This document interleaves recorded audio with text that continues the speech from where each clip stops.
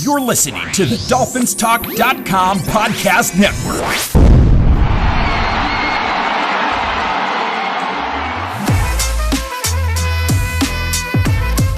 It's the TuAmigos Podcast with Carter and Jorge at DolphinsTalk.com.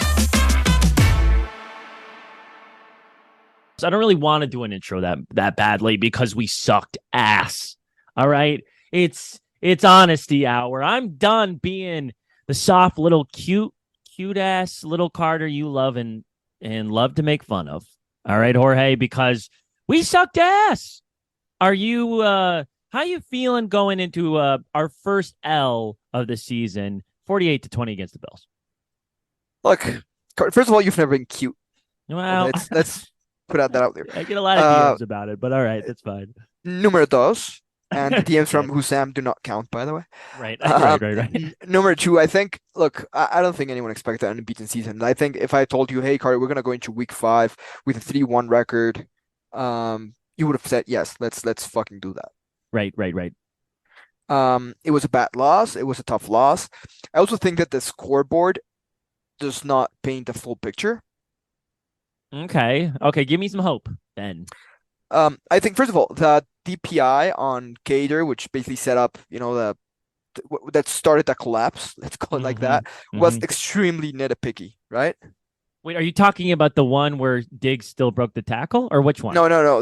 They called a DPI on a pass that he broke, and then it was a score. Oh, yeah. Okay, yeah. Down the sideline, yeah. That broken tackle, by the way, is not on Cater. That was on Brandon Jones 100%. Yeah, ran into his legs. Yep. Yeah, like he literally tackled Cater. He was like, oh, just shit, wrong jersey, man. It's true.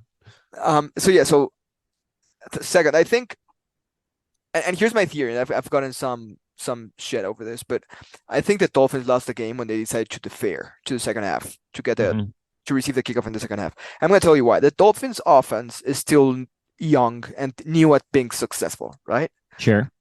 And I think, having the pressure of, oh shit, the Bills scored, now we have to score. Shit, the Bills scored again, now we have to score again. Shit, the Bills scored, now we have to score again. Was too much for this unit at this point in time. I think it's going to help them, but I think it was too much at this point in time. So I think once they stopped us once, and then we stopped them, and then they stopped us again, and then we couldn't stop them ever again. I think, the dam broke, and it was just like, we need to score in every single play. It's no longer about, moving down the field, running the ball. It's about, shit, we need to score in a single play. And that's fair. And McDaniels gets a little bit weird and antsy about that specific thing. He loves to, okay, we're down 7. Let's throw the ball every play. He does. Even I think when we were down 7, it was like, okay. I think when we went down 14, like any game planning, any like, oh shit, just went, over the deck. Yeah, we really threw that portion of our game out the window, and McDaniels has done that again and again and again. That's just something he gets antsy. You can tell when he's getting antsy, and then he just wants to throw the ball all the time. But I think it's not just McDaniel. I think even Tua, for example, you see him becoming overly aggressive, right? That's true. Making some bad throws. And also one more thing, I think we can say this with all due respect, Liam Eichenberg is not a good player. I'm being so respectful right now, by the way. Liam Eichenberg has some deficiencies. I think he's probably a funny guy. I think he probably has a great skill set for other professional activities that are not being a football player. And if you compared him to a high school left tackle, he would probably blow him out of the water. And I was trying to be so nice and polite, and you had to come and say that. I'm just, he did not play very well. I guess we had, what did we allow? 1 sack, the first 3 games. And then how many did we allow this game? A lot more. 3, I think it was 3, right? 3 or 4. So we tripled it. And a lot of it was him. Yeah. I mean, also, if you see his form, and I think follows in the picture, right? He's just technically was not sound. No, not. It was. Who was the one that caused Teron Armstead to get rolled up on? Who was Liam that? Eichenberg. It was Liam. Okay. So, yeah, he played a huge role in this game in more than one way. And honestly, he could have affected games in the future because Teron Armstead is now out for weeks, according to... I mean, let's also be honest. Teron would have been out whether it was Liam Eichenberg rolling him over or, he stepped out of the wrong side of the bed one day. Yeah. Oh, yeah. That's fair. That's fair. When when every report that ever comes out, he has 5 injuries on the report, and he is just a little crumble boy. So I mean, guess at some point, they just have to list the whole body, right? Like, just stop lining body parts. There's just not enough room to list all the body parts. That's the trouble. There's not enough room. So maybe they just do body, and then they call that safe, right? That's what I'm saying. Yeah. Yeah. The thing I will say, though, and here's my point about the McDaniels, just to go back a little bit. McDaniels doing the pass heavy thing, and you're saying, oh, well, Tua looks antsy and he's trying to get aggressive as well. I think that McDaniel is maybe one of the most aggressive coaches in the NFL. So I think, how when your children are a lot like you, or when your dog, my friend has a really shitty dog who's running all over the walls and is a total mess. And guess what? The owner is the exact same way. So you're saying your friend is a shitty person, basically? He is a drunk, and he runs all over the place, and he wrecks havoc.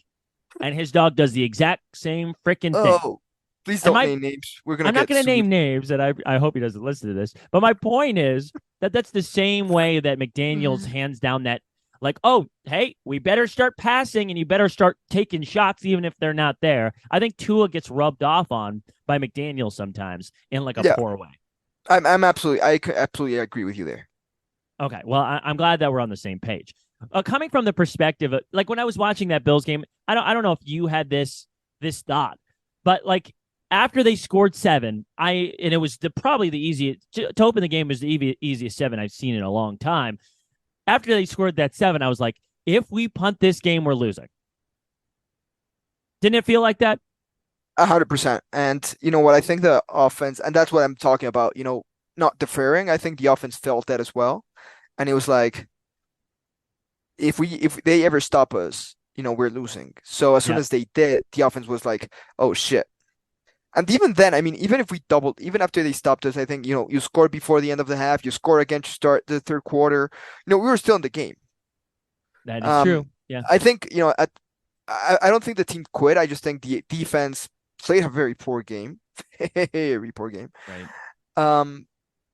It was just one of those things. I don't think the Bills are 4 touchdowns better than us. I also think that with Jalen Phillips, Jalen Ramsey, and Connor Williams, this is a whole other game. Yeah. Also, I don't think the Bills have a better roster than we do. They do not. It's just, I mean, we haven't won in Buffalo, like we said. I think it was 2017 when we looked it up. So it's kind of nuts. The one thing I will say, and I kind of it's where this defense is at. When we were thinking, oh, if we punt, we lose this game. It wasn't because I thought the offense couldn't put up points. It was because this defense is going to allow 7 on every possession. So a lot of the kind of commentary this week isn't really about maybe Tua isn't as good as we thought. Maybe he shouldn't be in the MVP conversation. No, more of the conversation is about this defense, and is it good enough to win a championship even when Ramsey gets back?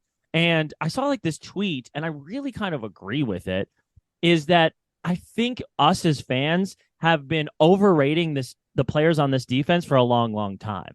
And some of the players that a lot of people are listing are people are saying Chubb is overrated. People are saying X is washed. People are saying Wilkins and Sealer are not good enough. And honestly, I don't disagree completely with all those 3 takes. I agree with some and disagree with others. All right, give it to me. I think, Holland is a very good player. I think Holland is good. Elite. Holland's good. I think Wilkins is a gunner by season's end. And I think it's going to be who is? Wilkins. You think he's not even going to be playing defense anymore? No, I think he's going to be a gunner. He's not going to be re-signed to the team. Oh, you think he's gone at the end? Yeah.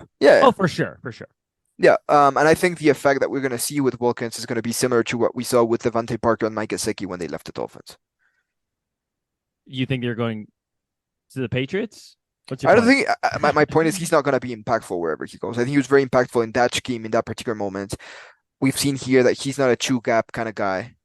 He's going to make a lot of tackles, but he's not going to get to a quarterback. I think his big personality sometimes hides his deficiencies as an impact player. And he's a fantastic player, but he's not an impact player. People said he was playing like Aaron Donald in training camp. Yeah, that's the thing, right? I mean, we got this big like, oh, this defense is going to be so good. And I think Vic Fangio is not. I think Vic Fangio has underwhelmed me. I think he's an old stubborn guy, which I think we all knew, I think. But I think, for example, Barry Jackson today was saying, or maybe it was Adam Beasley, I don't remember who put it on Twitter, but it was like, Brandon Jones is the best safety at blitzing, and we didn't blitz him a single time last week. Just like, yeah, dude, you've got great players. Maybe use them to their strengths and don't force them to, don't put a square on a circle, Yeah, I agree with you, Jorge. I mean that's all great in theory. So let's do this. Let's move on from the Bills game a little bit, and let's answer this day old question. This segment is called Riddle Me This, Jorge, and here is what I want you to riddle me. Do we win these 4 games? Because I checked the schedule. We got 4 more games where I think the world watches and they say, this is a prove-it game. If the Dolphins are legit, they'll win this game. We have 4 more prove-it games for the rest of the year because the Jets aren't much, so that kind of goes away, and some of the other teams, like the Titans, aren't playing electric. So here's the 4 prove-it games. The first one is upcoming versus Philadelphia in like 3 weeks. Do we win that game on prime time? What do you think? I would like you to list the games before I answer this one question, just because I know what my answer is going to be for each one, and I want to give a whole picture kind of answer. Okay. So the 4 games are the Eagles, the Chiefs, the Ravens, and the Bills again. I disagree with the Ravens. I would have put the Cowboys game there. Okay, well, we'll switch it to the Cowboys game. I was honestly wondering which one to put on there because I think the Ravens are probably going to be healthy at that point. Was what I was thinking. That's very fair. I think there are very few teams that can do what the Bills did, which is just completely shut down their run by both their defense and their offense. So Sure. Knowing they're a high-powered offense, I think there's only one team in that list that can replicate that, and that's the Eagles, which is the next one. I think, Kansas City, Miami, I think that's going to be a hell of a game, dominated by the offense, but with both defenses playing rather okay. I think Dallas without Diggs has looked vulnerable, and I think their offense is definitely not on par with the Bills or with the Eagles. So I think we win that game as well. Okay. I think so, and I think Bills at home. I think we win Bills at home. I think with the Bills, it's going to be going forward a case of they're going to beat the shit out of us in Buffalo, and then we're going to beat them when they're in Miami. So you're saying, what'd you say, 3-1 in that stretch? 3-1, yes. I'll tell you right now, Jorge, if we go 3-1, I'll be friggin' electric the rest of the season. And I'll tell you this as well. If we don't beat the Eagles or the Chiefs, those are the 2 prove-it games that I really have circled on my schedule. If we don't beat either of those teams, I do not care. We're not going anywhere this season. You got to beat one of those teams, Eagles or the Chiefs. It's got to be one of the 2. Those are the Super Bowl. Those are the 2 teams in the Super Bowl last year. They're not divisional matchups. They're not rivalries. They're just games that are important and huge for many, many reasons. Tyreek Hill revenge game. The Eagles is going to be a primetime game. The whole world's going to be watching. If you don't win one of those 2 games, we're not going freaking anywhere. Okay. Do you not agree? It's going to be okay. Sorry, I'm heated. You have to agree. We have to win one of those games. I think we're going to win one of those games. I think it's going to be the Kansas City one. And so here's the thing. I agree. They're prove-it games. They're, can this team take the next step, right? They're also the only games on the schedule that you think maybe we lose one of those games. So even if we go, 2-2 in that stretch, right? Say, we lose to the Eagles and we lose to the Bills, but we beat the Cowboys and we beat Kansas City, and let's add the Ravens game there, right? Even if you go 3-2 in that, stretch, you're still talking about a 3-loss team, right? 13-3. Right. All right. Say you lost 4. Okay, you lost. So sorry, it's 13. No, if we only lose 3 games, it's 14-3. Sorry, and now it's 17. Or whatever. Even if you lose, let's say you go 2-3 in that stretch, right? Uh-huh. You're only losing 4 games in the season. That's still a very good record, and you know that in the playoffs anything can happen. What I'm looking for beyond did we win or did we not win is, do we belong? Do we what? Do we belong with those teams? Like if we Right. go to Philadelphia and we lose by 1 point because of a last second field goal, you're like, shit, we lost, but we belong on that field. Okay. Yeah, Right? I agree. But when it comes to, like, let's say the Chiefs and the Bills, who are in our division, are in our conference, is my point. There's a bigger thing here at play. If we have any aspirations of like a AFC playoff run or a Super Bowl run, God forbid, I'm not in the mood to say Super Bowl run. But if we have any of those aspirations this season, you got to beat the Bills. You got to split with the Bills. And you have to beat the Chiefs, because if you want home field advantage through the playoffs, those are the 2 teams you have to beat, right? And I just want to play in, if you're going to be in Miami every single game through the playoffs, I really feel good about that going into the Super Bowl. I do not feel great going into Arrowhead or Buffalo when it's cold. So these are bigger games than even just prove it games. You know what I mean? Yeah, I hear you. I think we really need to take care of business. Honestly, we need to win both those games. We can't get swept by the Bills. We can't, and the Chiefs game is the same thing. We just need to beat the Chiefs if we want that 1 seed. I'm very confident about beating the Chiefs, to be honest with you, even after this week. I will say this. I think it's going to be hilarious that at the end of the day, we take the division and we take the number 1 seed because the Bills lost to an Aaron Rodgers-less Jets team on week 1. Who lost? Who are you saying the Bills did? Yeah, I think that game's going to cost them a lot going forward. That I know, that is so funny. It's going to be fucking hilarious, man. Like, dude, we deserve to be number 1 seed. Dude, you lost to an Aaron Rodgers-less Jets on week 1. The one game that makes the difference. Yeah. That, because honestly, that's what it would look like if we split. We're going 5-1 in this division, most likely, and they could go 4-2 if we beat them, and that would be the 1 game difference. That's hilarious. Yeah. Going into the next segment, it is Dolphins Giants week, though. In my opinion, and I think you kind of will mirror this, this is another cupcake game. Like, in my opinion, if we have any aspirations, once again, if we are the team that we are supposed to be or that we think we're going to be this season, we win this game, and we also win next week versus the Panthers. We win those 2 games easily. We should not have to worry about these 2 games at all. Even if Barkley is back, who cares? We should crush them. Then it's going to be, really, I don't care about the next 2 weeks, honestly, at all, because all I care about are those prove-it games that I listed, those 4 prove-it games. Because these games, they do not move the needle in any way. We need to crush the Giants and the Panthers. The Eagles game is the next game that's even important. I hear you, but there's still the NFL, man. I mean, I know. You cannot overlook anyone. And as bad as the Giants have lost, losing to them would be, catastrophic. So let's not do the Carter approach. Let's not look past this game and the next one. I know. Let's focus on the Giants. Let's take care of business. There's a lot of stuff to improve on that the team can work on the field for this game.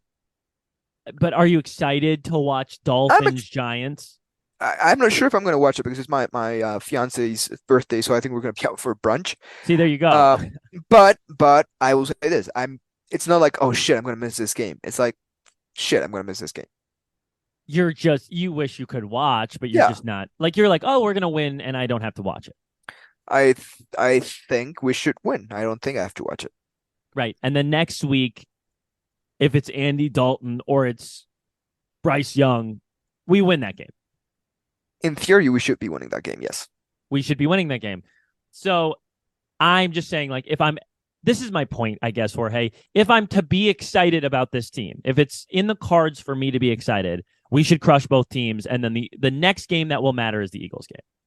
I'm with you. And I also want to say that that's, a show of the growth this team has had with Mike McDaniel. Like last year, it'd be like, shit, we have to go and we have to win this game. Now it's like, I expect you to win. Right. And they expect you to go against the Eagles, the runner-up to last year's Super Bowl, and, beat them. Like that's what I want to see. And when was the last time we could say that about this team? That's true. That's true. So let's yeah. let's look at the glass half full. Okay. I mean, that's fair. That's fair. I mean, that's a more of a positive outlook. And I'm not trying to be a defeatist here. I'm just trying to hold them to a standard. And honestly, every single time it feels like we just win the cupcake games and then we lose the big matchup. We win the cupcake game and then we lose the big matchup. And they're like, oh, this Bills game is going to prove that we're not same old Dolphins. Well, we lose by 28. You know what I mean? I just am done and sick of these cupcake games. I need to win a big game for me to feel comfortable being a Dolphins fan this year. And the Eagles is the next time we can do it. Because to start the season, we kind of did play cupcake games. I mean, Chargers don't look that good. They look pretty mid. The Broncos are awful. And the Patriots they're 1-3. So really, like, we haven't beaten a great team yet. So I really need that win. So I disagree. I think the Chargers are not a great team, but they're a very good team. And we went week 1 away from home. That's true. That's fair. And we beat them there. And also, let's keep in perspective that from the first 4 games, we've only had 1 at home.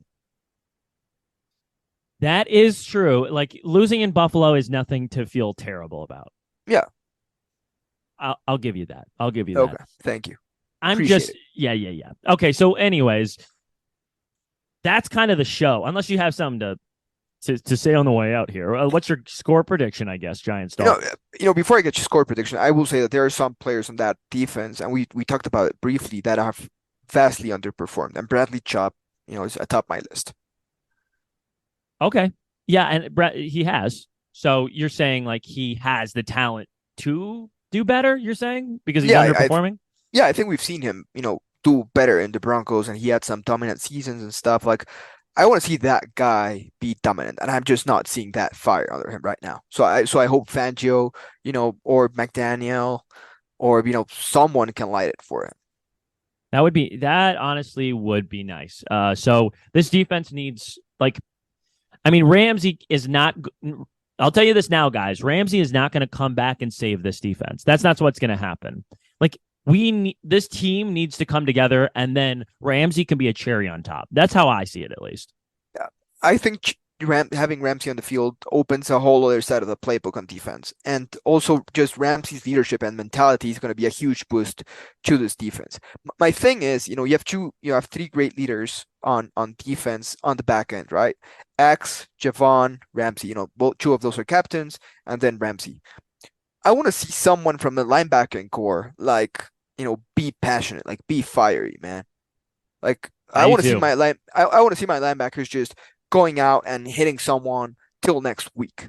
Is Van Ginkel our best player? I mean, right now on defense, I think so. Yes. I like, who else is making plays out there? I mean, Elliott has been playing a hell of a season. That's true, and Holland has too.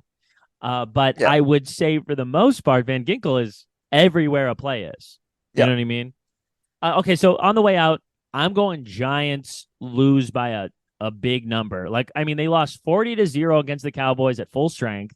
They barely beat the Cardinals, who are they're trying to tank. They're trying to tank, and they still had to. They were up like 28-0 at halftime against the Giants, and then they let them come back in a historic win. Yeah. I mean, this team isn't very good, even if Barkley's there, and Barkley is going to be hobbled. So I think we win 34-7, 34-10. I think the Dolphins offense is going to take out a lot of their frustration from last week on the Giants. I think so. So I think, and hear me out. I'm predicting a 56. Oh my gosh. To 9 score. Okay. I appreciate that. I really do. I hope it's that. I hope we slaughter them. No, I think the team, last week knows they underperformed. I think they know that they were let down, with the T-shirts, they were being all, cute and shit, and it's like, they got humbled. Yeah. So it's not about who humbled you, it's about who you're going to humble next. Yeah. I think. And I think Daniel Jones is a prime, prey for that. A prime candidate to shit on. Yeah. Basically.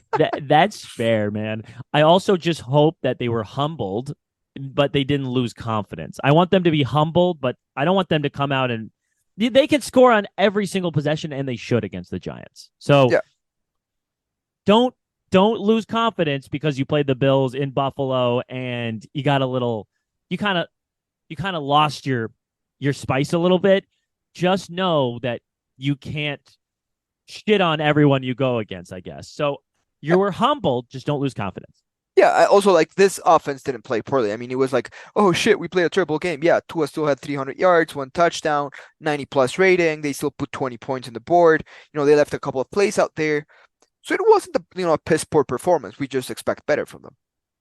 Yeah, I agree. I totally agree. We both have predicted a easy victory both this week for me and next week against the Panthers. Why not?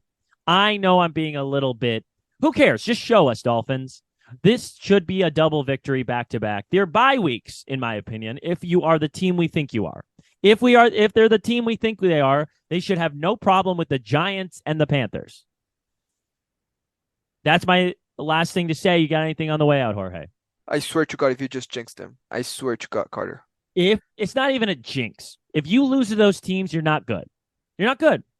That's true, but can we focus on 1 week at a time? Like, this is the Giants week. This is not Panthers week. This is not Friday Night Lights. This is Giants week. Focus on the Giants. Beat the shit of the Giants, and then next week we can talk about what's going to happen next. Okay. Fair enough. This has been the TuAmigos. We'll see you next week.